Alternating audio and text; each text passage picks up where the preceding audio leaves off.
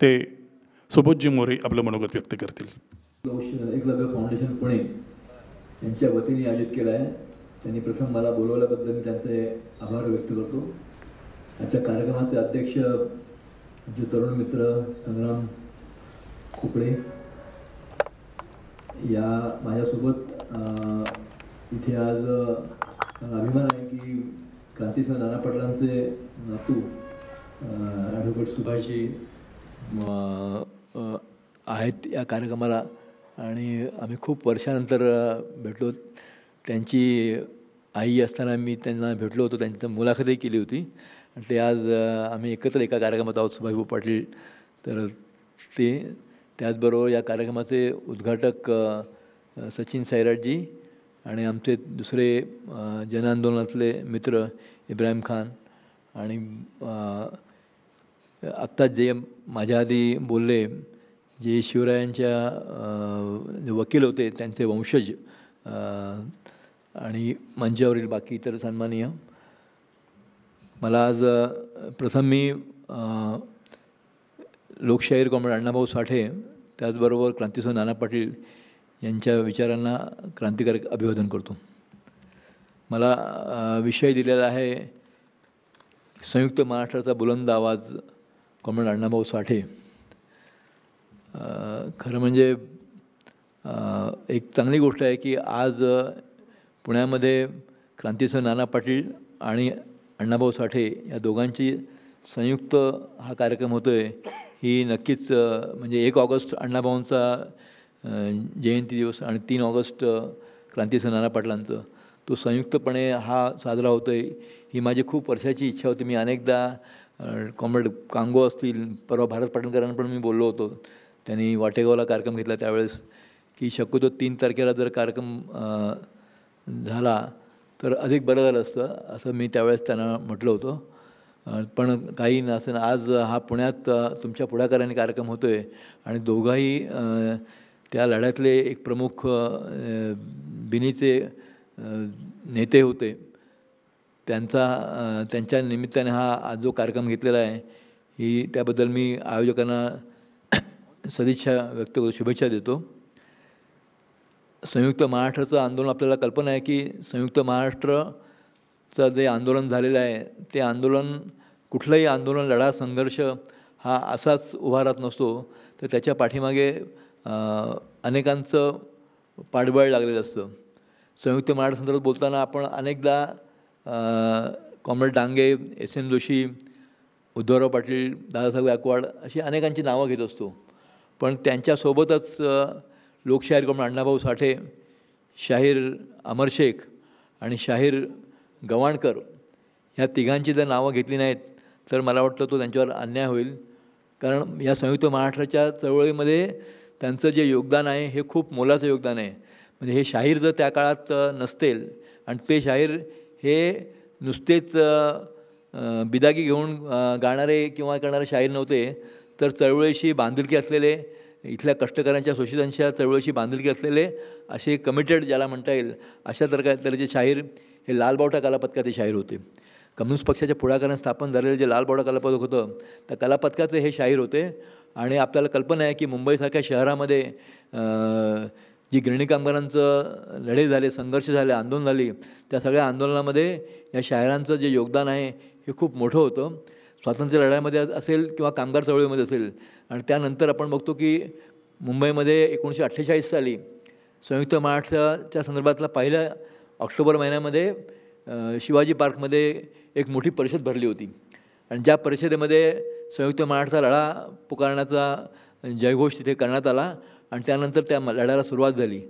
तर ती सुरुवात जी झाली त्याला देखील त्यावेळेस अण्णाभाऊंनी, आपल्याला कल्पना आहे की अण्णाभाऊ हे तमाशे असतील, वगनाट्य असतील असे अनेक हे करत होते. त्या काळातले जे सरकार होतं हे सरकार खरं म्हणजे स्वातंत्र्य मिळालं होतं आणि परंतु बाळासाहेब खेर त्या काळात मुख्यमंत्री होते आणि मोरारजी देसाई हे त्या काळातले गृहमंत्री होते. तर त्यांनी त्या काळामध्ये तमाशावर बंदी आणली होती आणि अण्णाभाऊ साठे हे माझी मुंबई हा तमाशा तिथे सादर करणार होते. पण तो करू नये म्हणून त्यांनी असं हे केलं की हे सगळे एकतर सरकारविरोधी आहेत ते तर आहेच, पण त्याचबरोबर तमाशा हा असलेला आहे अशा तऱ्हेचा सगळा आरोप करून त्या तमाशावर बंदी आणण्याचा प्रयत्न केला. तेव्हा अण्णाभाऊंनी त्या ठिकाणी वेगळा पवित्रा घेतला की आम्ही आता या ठिकाणी तमाशा करणार नव्हत, तर आम्ही लोकनाट्य सादर करणार आहोत, माझी मुंबई. आणि ते लोकनाट्य त्यांनी सादर केलं. आणि ते लोकनाट्य हे माझी मुंबई हे त्यावेळचा जो संयुक्त महाराष्ट्र लढा सुरू होत होता त्या प्रश्नावरचं ते लोकनाट्य त्यांनी लिहिलं होतं. आणि ह्या सगळ्या म्हणजे अण्णाभाऊंच्या संदर्भात जर विचार करायला गेला तर अण्णाभाऊ असतील, अमरशेख आणि गवाणकर यांनी जी गाणी लिहिली कारण मुंबई शहर हे जे वसवलेलं आहे, ह्या मुंबईचं शहर वसवण्यामध्ये या मुंबईतल्या कष्टकऱ्यांचा, कामगारांचा खूप मोठा योगदान राहिलेलं आहे. त्यांच्या श्रमाने ती मुंबई सजवलेली होती. तर त्या मुंबईलाच महाराष्ट्रापासून वेगळं करण्याचं कारस्थान हे दिल्लीतले राज्यकर्ते त्या काळात करत होते. तर त्याला विरोध करण्यासाठी संयुक्त महाराष्ट्राचा लढा त्या काळात सुरू झाला. आपल्याला कल्पना की कॉम्रेड लालजी पेंडसे होते, त्यांनी महाराष्ट्राचं महामंथन हे पुस्तक जे लिहिलेलं आहे हे त्याच काळात लिहिलेलं पुस्तक आहे. त्या पुस्तकात त्यांनी त्याची संबंध वैचारिक भूमिका जी आहे ही भूमिका त्यात त्यांनी मांडली होती. थोडक्यात सांगायचं तर डाव्या चळवळीतले, कम्युनिस्ट चळवळीतले अनेक लोक या सगळ्या आंदोलनामध्ये सहभागी होते आणि ते त्याची वैचारिक भूमिका देखील मांडत होते. तर ती वैचारिक भूमिका घेऊन लोकशाहीर कॉम्रेड अण्णाभाऊ साठे यांनी आपली अनेक गाणी, अनेक पोवाडे, लावण्या ज्या काय लिहिल्या त्या सगळ्या काळामध्ये संयुक्त महाराष्ट्राची चळवळ सुरू होण्याची मगाशी म्हटलं की मुंबईमधली जी कामगारांची चळवळ होती, कामगारचे लढे संघर्ष होत होते, त्यासाठी त्यांनी गाणी लिहिली होती. आपल्याला माहिती आहे की अण्णाभाऊंचं गाजलेलं गाणं आहे, एकजुटीचा नेता झाला कामगार तयार, बदला या रे दुनिया सारी दुमदुमली ललकार. तर दुनियाला बदलण्याची ताकद त्या कामगारामध्ये होती आणि तो कामगारांचं राज्य यावं हे स्वप्न त्यांनी अण्णाभाऊंनी, अमरशेखांनी आणि गवाणकरांनी पाहिलं होतं. तर त्या कामगारांना संघटित करण्यासाठी आणि त्याच्याबरोबर त्यांच्यामध्ये जोश निर्माण करण्यासाठी त्यांनी ती गाणी त्या काळात ते पोवाडे त्यांनी लिहिले होते. आणि ज्यावेळेस ते आंदोलन सुरू झालं की तुम्ही विचार करू शकत नाही आजच्या काळामध्ये आज इथे माईक आणि सगळ्या गोष्टी आहेत, पण त्यावेळेस कुठल्याही प्रकारचे माईक नसताना शिवाजी पार्कसारखं एवढं मोठं भव्य मैदानावर ज्या सभा आणि कार्यक्रम व्हायचे त्या सभेमध्ये अमरशेखांचा जो बुलंद आवाज होता, डफावर थाप मारून अमरशेख जे गाणी म्हणायची ती शेवटच्या टोकामध्ये लोकांना द्यायची, म्हणजे आणि लोक कान देऊन ते ऐकायचे. मी म्हणजे मला मगाशी आता माझी ओळख कोणती त्यांना सांगितलं की अण्णाभाऊंना भेटायची मला संधी मिळाली शेवटच्या काळामध्ये, अक्षरशः म्हणजे त्यांच्या मृत्यूच्या काही एखाद वर्ष आधीची ही गोष्ट आहे. परंतु मी त्यांना जवळून पाहिलं, अमरशेखांना देखील जवळून बघायची संधी मला त्या काळात मिळाली होती.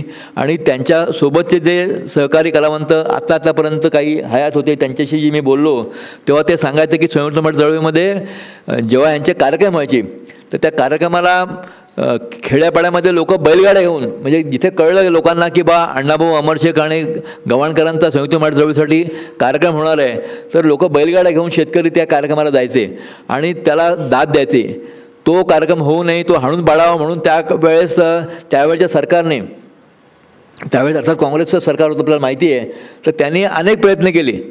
लालबावटा कलापथकाचे कार्यक्रम हाणून पडण्यासाठी त्यांनी नंतर मामा वरेरकरांना घेऊन, मामा वरेरकर हे मुंबईतले एक पुरोगामी नाटककार होते, तर त्यांना सोबत घेऊन त्यांनी सर्वोदयी कलापथक नावाचं एक कलापथक तयार केलं होतं आणि त्याला शासनाने फंडही दिला होता, गाडी दिली होती. आणि आपले जे तमाशातले काही कलावंत, लोकनाट्यातले काही कलावंत त्यांना घेऊन त्यांनी ते कलापथक सुरू केलं होतं. परंतु त्या कलापथकाच्या मध्ये तो जो जोश, ते जे स्पिरिट ते काय नव्हतं, त्यामुळे लोक त्या कार्यक्रमाला जायचेच नाहीत. आणि लोक या कार्यक्रमाला जायचे, तिथे त्यांना पैसे, त्यांना सरकारच्या तर्फे अनेक तऱ्हेचे आमिष दाखवून लोकांना आणलं जायचं, परंतु तरी देखील लोक तिथे जायचे नाहीत. कारण अण्णाभाऊ, अमरशेखांनी जी गाणी लिहिली होती, आता आपल्याला कल्पना की शाहीर आत्माराम पाटलांचं नाव त्यांच्यासोबत घ्यायला हवं की शाहीर आत्माराम पाटलांचं त्या काळात गाजलेलं गाणं आहे, खुशाल कोंबडं दाखवून जरा, संयुक्त महाराष्ट्र उगवतो माझ्या सरकारा, खुशाल कोंबडं दाखवून जरा. हे गाणं ज्यावेळेस अमरशेख गायचे तेव्हा त्या अमरशेखांच्या याला जी दाद मिळायची, ती दादची आपण कल्पना करू शकत नाही, अशा तऱ्हेची दाद त्या काळात त्या गाण्याला मिळायची. आणि ते गाणं नंतर मला आठवतं की ते गाणं नंतर ज्या ठिकाणी याच कलापथकामध्ये, त्या लालबावटा कलापथकामध्ये त्यावेळेस दुसरे एक शाहीर होते, त्यांचं नाव होतं सिकंदर शेख. जे नंतरच्या काळात पुण्यामध्येच आता अलीकडच्या काळात काही वर्षापूर्वी वारलेले आहेत. तर सिकंदर शेख हे देखील त्या कलापथकामध्ये होते आणि ते आत्माराम पाटलांच्या देखील कलापथकामध्ये त्या काळात होते, सिकंदर शेख आणि शाहीर राघव कदम. तर हे दोन कलावंत जिथे अमर शेख नसायचे त्या ठिकाणी सिकंदर शेख हे ते त्या बुलंद आवाजामध्ये गाणी गायचे. तर हा सगळा संयुक्त महाराष्ट्रच्या कालखंडामध्ये लोकांमध्ये जागृती करण्याचं जे काम आहे हे अण्णाभाऊंनी त्या काळात केलं. गव्हाणकरांसारखे जे अण्णाभाऊंच्या सोबत असलेले शाहीर होते त्यांनी त्यासाठी मुंबईचा कामगार असेल, इतर वेगवेगळी लोकनाट्य जी आहेत त्या काळात लिहिली. मगाशी मी जो बंदीचा उल्लेख केला, 1800 जेव्हा त्याच्यावर बंदी आणण्याचा प्रयत्न केला त्यानंतर ह्या पुण्यामध्येच आर्यभूषण थिएटरमध्ये, पुण्याच्या आर्यभूषण थिएटरमध्ये एक परिषद भरलेली तमासगिरांची आणि ती परिषद भरवण्यामध्ये पुण्यातले बापूसाहेब जिंतीकर असतील, अहमद शेठ होते, आबासाहेब मुजुमदार वगैरे या लोकांनी पुढाकार घेऊन ती परिषद 49 साली पुण्यामध्ये घेतली होती. कारण त्याला लोकांचा खूप विरोध होता आणि महाराष्ट्रभरातले शाहीर तमाशा करणाऱ्या कलावंतांनी त्याला विरोध केला होता. तर सरकार वेगवेगळ्या मार्गाने दडपशाही करण्याचा प्रयत्न करत होते, परंतु त्या दडपशाहीला तोंड देत हे शाहीर जे होते, लोकशाहीर अण्णाभाऊ साठे असतील, अमर शेख किंवा गव्हाणकर ह्यांना अनेकदा तुरुंगवास झालेला आहे, ठाण्याच्या तुरुंगात राहिलेले आहेत, मुंबईच्या तुरुंगात देखील ते राहिलेले आहेत. तर अशा तऱ्हेचे तुरुंगवास भोगून ते आपले त्यांनी जी कलापथकाची जबाबदारी घेतली होती आणि लोकांच्या जागृती करण्याचं काम हे त्यांनी थांबवलं नव्हतं. अण्णाभाऊंच्यामध्ये तर आपल्याला बघायला मिळतं की अण्णाभाऊमधला जो अष्टपैलू कलावंत होता, अण्णाभाऊ हे नुसतेच शाहीर नव्हते, त्यांची शाहीर म्हणून ओळख आहे महाराष्ट्राला, पण त्यांनी जे लिखाण केलेलं आहे, त्यांचं जे साहित्य आहे ते जर वाचलं तर आपल्याला लक्षात येईल की त्यांनी कथा असतील, कादंबऱ्या असतील, नाटक असेल, सिनेमा असेल, सगळे फॉर्म त्यांनी केले. तर असा हा एक मोठा कलावंत अण्णाभाऊंसारखा होता की जो संयुक्त मराठी चळवळीमध्ये त्यांनी अमर शेखांच्या बरोबर पार चांद्यापासून बांध्यापर्यंत आपण म्हणतो, पण ते प्रत्यक्षात ते चांद्यापासून बांध्यापर्यंत त्यांनी हे जागृत करण्याचं काम त्या काळात केलेलं आहे. त्यांच्या अनेक त्यांची आता नाव काही जर सांगायचं झालं तर त्यांचं मुंबईवर त्यांनी लिहिलेली मुंबईची लावणी जी आहे, मुंबई तो उंचावरी मलबार इंद्रपुरी, कुबेराची वस्ती तिथे सुख भोगती, या परळात राहणार रात्रंदिवस राबणार, मिळून ते खाऊन या घाम गाळती, हे गाणं त्या काळात अतिशय पॉप्युलर झालेलं गाणं होतं. त्या गाण्यात त्याने जे वर्णन केलं मुंबईचं, की मुंबईमध्ये इथला जो कष्टकरी कामगार आहे तो कशा तऱ्हेने जगतोय, इथल्या हॉस्पिटलची अवस्था काय आहे, इथला जो हातगाडी ओढणारा कामगार आहे त्याची काय स्थिती आहे, हे त्याने गाण्यात वर्णन केलेलं. नंतर त्या संयुक्त मराठी चळवळीच्या काळात गाजलेलं त्यांचं गाणं आपल्याला कल्पना आहे की ते माझी मैना गावाला राहिली, तिच्या जीवाची होती या कायली. आता हे गाणं काहींना असं वाटतं की हे गाणं आपल्या पत्नी संदर्भात किंवा याच्या संदर्भात लिहिलेलं गाणं आहे काय. हे जरूर म्हणजे एक पत्नीचा विरहाचा तो त्याच्यात हे होतंच, पण त्याच्याबरोबरच जो डांग, बेळगाव, कारवार आणि हा सगळा जो परिसर जो आहे, हा जो मुंबईपासून तोडायचा प्रयत्न चालवले होते, तर त्याचा समावेश कसा करावा हा देखील त्यामागे प्रयत्न होता. आणि त्यातून त्यांनी ते गाणं लिहिलं की माझी मैना गावावर राहिली, त्याची जीवाची होती या कायली. तर जीवाची जी घालमेल होत होती, जो मुंबईपासून तुटलेला जो भाग होता, तर ती घालमेल त्यांनी त्या गाण्यामध्ये व्यक्त केली होती. अण्णाभाऊंचं वैशिष्ट्य असं राहिलेलं की अण्णाभाऊंच्या मधला जो कवी होता की त्यांनी ज्या तऱ्हेची गाणी लिहिलेली आहेत, म्हणजे आता आपल्याकडे म्हणजे मला किती खेदाने नोंदवं असं वाटतं की या देशातल्या ब्राह्मणी संस्कृतीने, या देशातल्या भांडवली संस्कृतीने अण्णाभाऊंसारखा एक थोर कलावंत, अमर शेखांसारखा इतका बुलंद आवाज असलेला शाहीर किंवा गव्हाणकर सारखे जे कलावंत होते त्यांची उपेक्षा करण्याचं काम केलेलं आहे. संयुक्त महाराष्ट्र झाला, आपल्याला कल्पना की 1960 साली संयुक्त महाराष्ट्र झाला, परंतु 1960च्या नंतर या शाहिरांनी जे योगदान दिलं होतं, आज बघतो महाराष्ट्रामध्ये अनेकांची मोठमोठी स्मारकं आहेत, परंतु ज्या मुंबई शहरामध्ये आणि ज्या महाराष्ट्रामध्ये तो संयुक्त महाराष्ट्र घडवण्यामध्ये ज्यांचं अतिशय मोलाचं योगदान राहिलं, ह्या 3 शाहिरांचे मात्र स्मारक आज कुठेही नाही. आणि जे आहे ते एखाद्या रस्त्याला नाव दिलं कुठचं अण्णाभाऊंचं, अमर शेखांचं, एखादा पुतळा अण्णाभाऊंचा कुठेतरी उभा केलेला आहे, गव्हाणकरांच्या नावांचं काहीही नाही. ही अतिशय शोकांतिका आहे. खरं म्हणजे लालबावटा कलापथक जे होतं, त्या लालबावटा कलापथकाचे हे 3 शाहीर प्रमुख होते. एकीकडे अण्णाभाऊ साठे गाणे लिहायचे, अमर शेख ते गायचे, आणि गव्हाणकरांसारखे जे शाहीर होते ते स्वतः देखील गायचे, लिहायचे, आणि त्याचबरोबर संगीतकार द्यायचं काम जे आहे हे गव्हाणकरांनी करायचे. परंतु त्या 3ही शाहिरांवर अन्याय करण्याचं काम हे नंतरच्या राज्यकर्त्यांनी केलेलं आहे. कारण त्यांना माहिती आहे की हे जे शाहीर आहेत हे शाहीर आपल्याही विरोधात आहेत, सत्ताधाऱ्यांच्या विरोधात ते होतेच तेव्हापासून. कारण त्यांना त्या शाहिरांनी जे स्वप्न पाहिलं होतं, शाहिरांचं स्वप्न होतं की समाजवादी भारत आणि समाजवादी महाराष्ट्र हा त्यांना निर्माण करायचा होता. पण संयुक्त महाराष्ट्र झाला आणि या देशातले कामगार कष्टकऱ्यांचे प्रश्न हे जे सुटायला हवे ते सुटले नाहीत.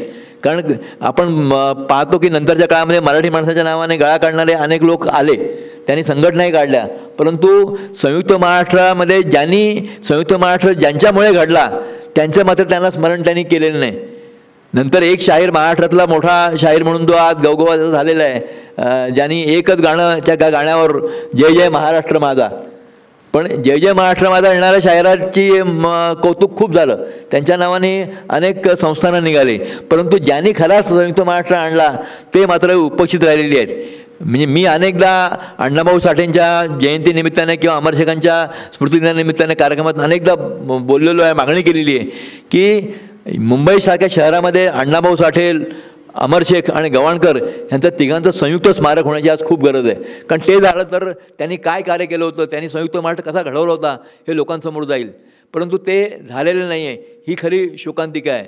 आणि आज आपल्याला ह्या शायरांचं आपण स्मरण यासाठी देखील करायला पाहिजे आणि करतो. संयुक्त महाराष्ट्राचा लढा लढवला, त्यानंतर आपण स्वप्न पाहिलं होतं की संयुक्त महाराष्ट्रामध्ये इथल्या कष्टकऱ्यांचे, कामगारांचे प्रश्न सुटतील, इथल्या मराठी माणसांचा विकास होईल, परंतु तो विकास काय झाला नाही.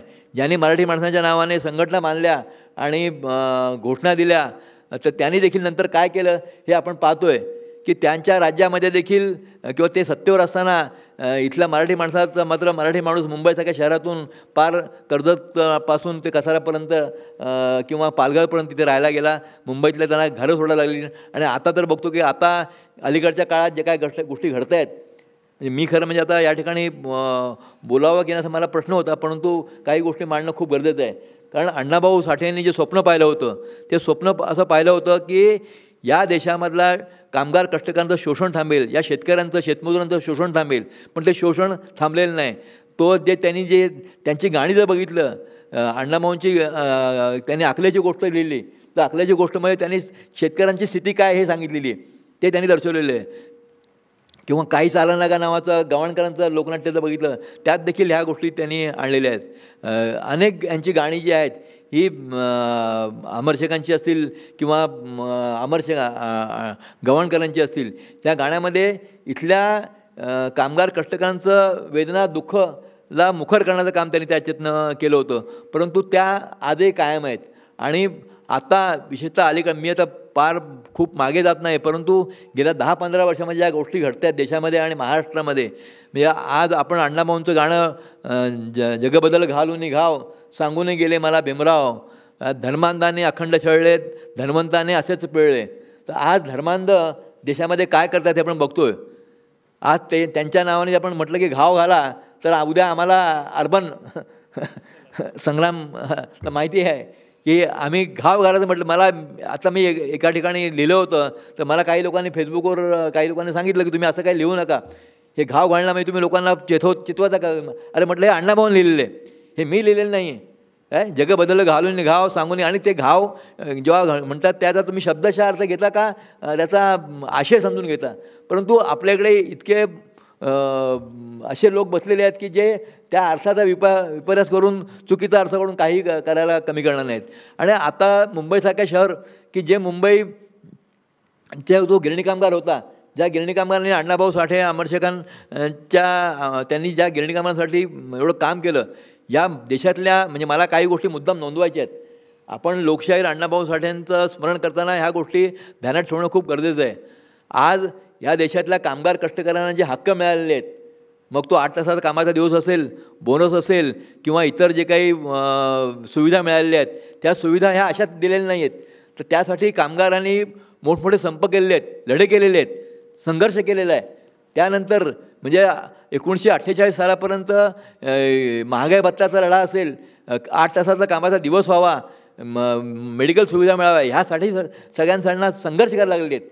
त्यासाठी अनेकदा लढे केलेत, त्या लढ्यातून हे मिळालेले. आणि त्यासाठी एकजुटीचा नेता झाला, कामगार तयार, ही गाणी ही त्या काळात अण्णाभाऊंनी लिहिलेली आहेत. आणि आता असं बघतो की आता विशेषतः जागतिकीकरण झाल्यानंतरच्या कालखंडामध्ये आपल्याला जर बघायला मिळतं आहे की खाजगीकरण, खाऊदा जो धोरण जे आलेलं आहे, त्या धोरणाने पूर्णपणे जे सरकारी नोकर असतील किंवा जे परमनंट कामगार आहेत त्यांचे हक्क देखील आज धोक्यात आलेले आहेत. आज सगळीकडे कंत्राटी कामगार म्हणजे पुन्हा 12 तासाची ड्युटी हे काम करायला लागतात. म्हणजे ज्या 8 तासासाठी त्या काळात कामगारांना संघर्ष केला ते 8 तासाच्या कामाची वेळ जाऊन आज 12 तास इथला कंत्राटी कामगार राबतोय. सरकारी सेवेमध्ये कंत्राटी भरती मोठ्या प्रमाणात सुरू झालेली आहे. म्हणजे कायम हमी जी होती नोकरीची हमी, ती नोकरीची हमी देखील आज गेलेली आहे. आणि हे अण्णाभाऊंनी पाहिलं नव्हतं, ही त्यांचं स्वप्न नव्हतं. त्यांनी स्वप्न पाहिलेलं की त्यांना हक्काची नोकरी मिळेल, हक्काचं काम मिळेल, त्यांना परमनंट काम मिळेल. पण आज जे त्यांनी स्वप्न बघितलं स्वप्न धुळीस मिळायचं काम हे आत्ताचे राज्यकर्ते करतायत. आणि ही खूप मोठी शोकांतिका आहे. नुसतं एवढंच नाही तर आता दिवसेंदिवस असं होत चाललेलं आहे की जी गाणी मी या देशामध्ये कोणी पुस्तक लिहिलं, एखादं गाणं लिहिलं तर त्या कलावंतांना देखील आतमध्ये टाकायचं काम हे होतंय. आणि त्याला काही कारण नाही आहे. अनेक म्हणजे जे लोकशाही हक्क आहेत आज खरं म्हणजे अण्णाभाऊ असते, अमरशेख असते, गव्हाणकर असते तर त्यांच्या देवर देखील देशद्रोहाचा गुन्हा दाखल केला असता. मला या ठिकाणी एक किस्सा सांगायचा आहे की 1948 साली स्वातंत्र्य मिळाल्यानंतर एका वर्षाने गव्हाणकरांनी एक नाटक लोकनाट्य लिहिलेलं, त्याचं स्वर्गलोकीचा बातमीदार. स्वर्गलोकीचा बातमीदार या लोकनाट्यामध्ये त्यांनी स्वातंत्र्यानंतर काय झालेलं आहे हा स्वर्गलोकीचा बातमीदार नारद येतो पृथ्वीवर आणि तो सगळीकडे फिरतो आणि ती माहिती घेतो. आणि त्या माहितीतून त्याला जे आढळतं की जे स्वप्न पाहिलं स्वप्न पूर्ण झालेलं नाही. आता हे असं जर नाटक आज कोणी केलं तर त्याला तुरुंगाची हवा खायला लागेल. तर हे सगळं मला हे तुम्हाला यासाठी सांगतोय की आपण यांचं या महापुरुषांचं स्मरण करताना हे ध्यानात ठेवलं पाहिजे की त्यांनी त्यांचा विचार महत्त्वाचा आहे. आज अण्णाभाऊंच्या नावाने, अमरशेख किंवा गव्हाणकरांच्या नावाने आपण हे स्मृतिदिवस साजरा करताना त्यांचा विचार लोकांपर्यंत कसा जाईल हा प्रयत्न केला पाहिजे. आज खेदाने म्हणावं असं वाटलं की अण्णाभाऊंच्या नावाने राजकारण देखील होते. खरं हे सांगण्याची आज गरज आहे. ज्यांचा अण्णाभाऊंच्या विचारांचे काय देणं घेणं नाही ते कुठेतरी मॉस्कोला जाऊन अण्णाभाऊंचा पुतळा बसवतात आणि इथे येऊन मिरवतात. त्यांच्याकडे आम्ही गेले 2-3 वर्ष मागणी करतोय की अण्णाभाऊंचा जन्मदिवस 1 ऑगस्ट हा लेखन प्रेरणा दिन म्हणून साजरा करावा, हा घोषित करावा. यासाठी आम्ही मागणी केलेली आहे की अण्णाभाऊ ज्या परिस्थितीतून शिकलेले आहेत, ज्या अतिशय बिकट परिस्थितीतून त्यांनी एवढं शिक्षण म्हणजे जे काही शिक्षण घेतलं आणि त्यांनी जे साहित्य लिहिलेलं आहे ते साहित्य भारताच्या वेशीबाहेर गेलं, जागतिक स्तरावर त्यात गेलेलं आहे. रशियापासून जर्मनी असेल, झेकोस्लोवाकिया असेल, अनेक देशामध्ये गेलेलं आहे. पण अशा साहित्यकाला जो सन्मान मिळाला हवा तो मिळत नाही. आपण कुसुमाग्रजांच्या नावाने गरजा जय जयकार नावाचं जे गीत हे मंत्रालयात लावतो आणि त्यांचा भाषा दिन म्हणून तो दिवस साजरा होतो. अब्दुल कलामांचा दिवस वाचन प्रेरणा दिन म्हणून साजरा होतो. पण ज्या अण्णाभाऊंनी लेखन प्रेरणा जे त्यांनी ज्या तऱ्हेचं काम केलेलं आहे, जे लिखाण केलं, जे साहित्य लिहिलेलं आहे आणि अण्णाभाऊंचा जो कलावंत मगाशी म्हटलं की तो अष्टपैलू कलावंत होता. आपण पु ल देशपांडेचं कौतुक खूप करतो की अष्टपैलू कलावंत. अरे अण्णाभाऊ पण त्या तोडीच्या तोड होते. पु ल देशपांडे त्या काळामध्ये एक नाटक लिहिलेलं, नाटकाचं नाव पाहिजे पुढारी पाहिजे म्हणून. तर त्याला उत्तर म्हणून अण्णाभाऊंनी पुढारी मिळाला या नावाचं लोकनाट्य लिहिलेलं आहे.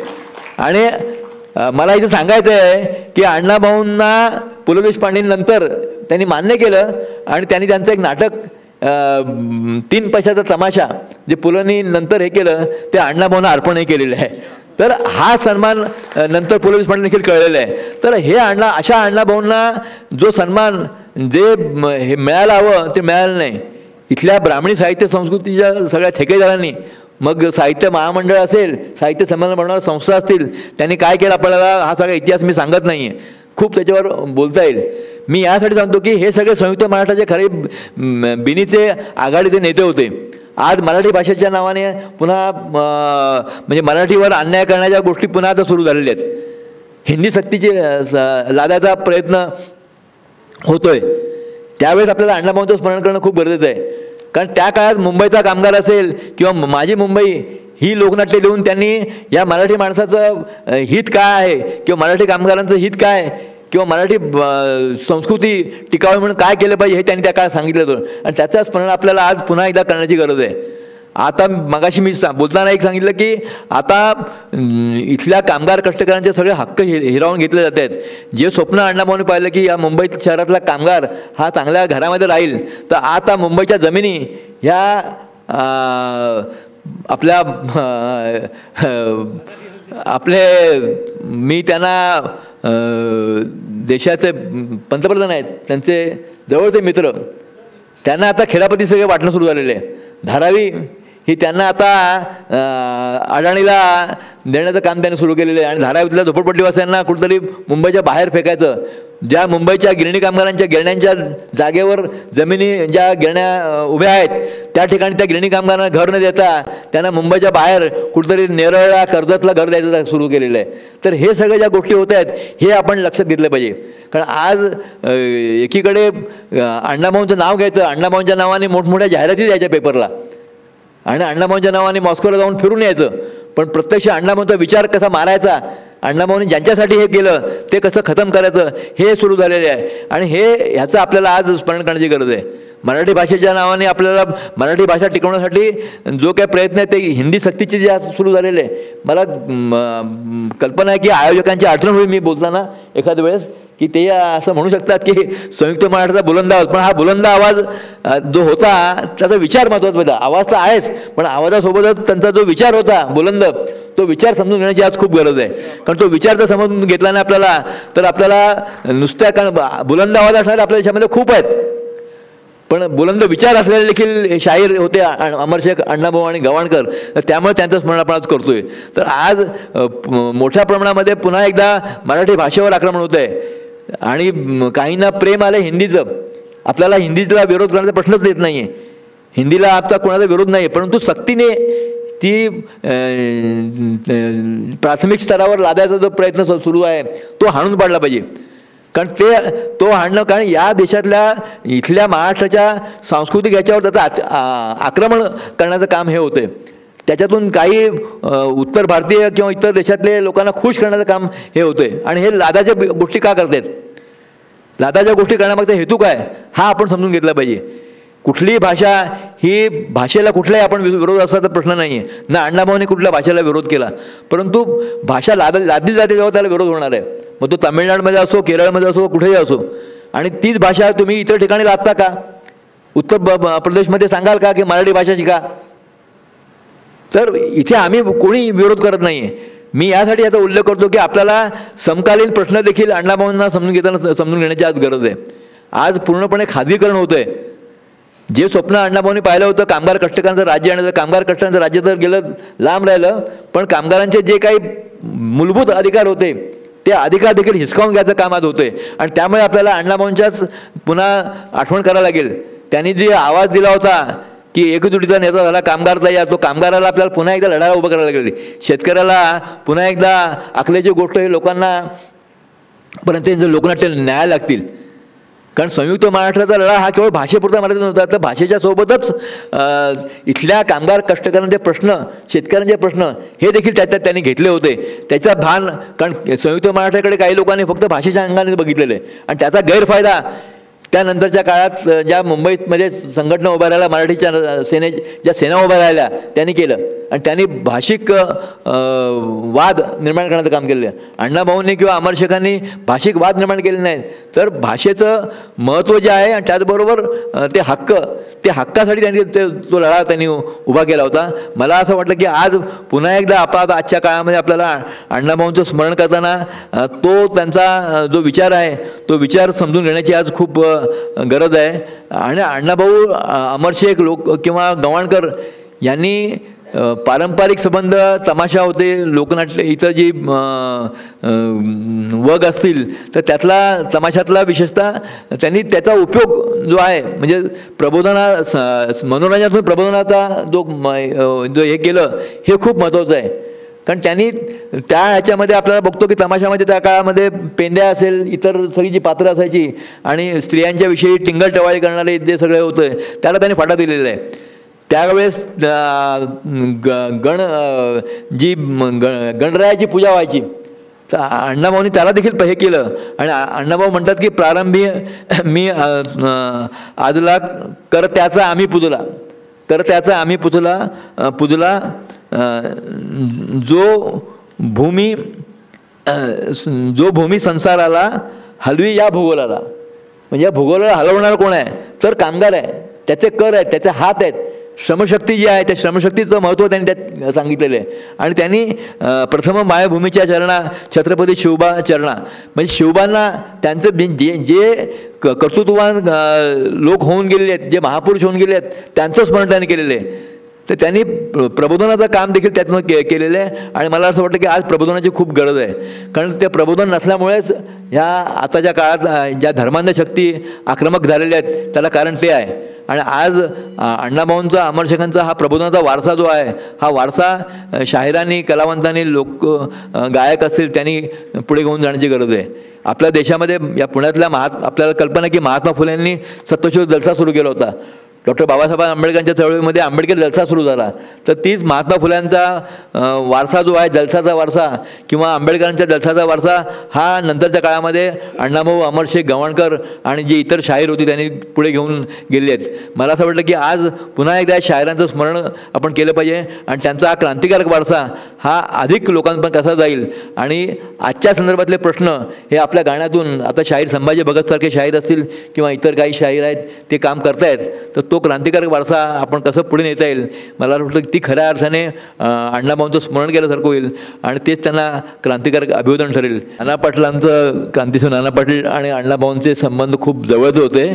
आणि सुभाष ना माहिती असेल की 1967 साली नाना पाटील बीडमधून उभे राहिले इलेक्शनला, निवडणुकीला बीडमधून उभे राहिले आणि त्या प्रचारासाठी अण्णाभाऊ साठे जवळपास महिनाभर हे खास नाना पाटलांसाठी तिथे गेले होते. ही आठवण मला वाटतं इथे नमूद करण्याची खूप गरज आहे, कारण अण्णाभाऊंचं आणि नाना पाटलांचं खूप जवळचं नातं होतं आणि ते त्याच्या प्रचारासाठी खास तिथे गेले होते. मला कल्पना की माझ्यानंतर सुभाषबाबू पण बोलणार आहेत, तर मी या ठिकाणी अण्णाभाऊंच्या संदर्भात बोलायला आणि त्या विषयावर बोलायला खूप वेळ पण देता येईल, परंतु कार्यक्रमाचा देखील नियोजनाच्या दृष्टीने काही अडचण होऊ नये मी या ठिकाणी थांबतो. मला इथे बोलवल्याबद्दल पुन्हा एकदा मी आयोजकांचे धन्यवाद देतो. विशेषतः किशोर सरदेसाई यांनी मला खास निमंत्रित केलं आणि तुमच्या सगळे पदाधिकारी आहेत त्या पदाधिकाऱ्यांना मी पुन्हा धन्यवाद देतो आणि इथेच थांबतो. जय भीम, लाल सलाम.